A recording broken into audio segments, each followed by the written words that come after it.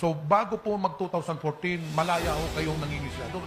Opo sir, mula nung, gaya nga ng sinabi ko, mula nung umupo si Presidente Duterte, hanggang sa ngayon nakapangisda kami. Ngayon lang po nangyari muli, nung May 14, ngayon pong taon lang, na nangyari ulit po na nangharas po sila. Po kayong sumama sa amin kami mag-iisda. Dahil sinasabi ko lang po ang salubin namin kami mag-isda. Hirap na hirap po kami. Hindi po sapat ang ayuda. Malayang pangingisda lang po ang kailangan namin. Marami pong salamat. Kapag eleksyon, kilala mo kami.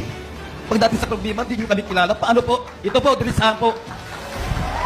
Diretsahan po. Sinasabi ko, sa salubin ko po, diretsahan po ako. Ang hiling lang namin po, maparalan namin yung mga anak namin, masaya na kami. Hindi namin kumpito sa maraming pera.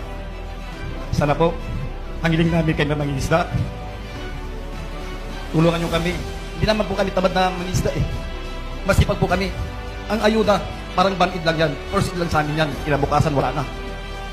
5,000, 2,000. Tutusin kami mangisda, ilan kailangan yan. Kung malaya kami.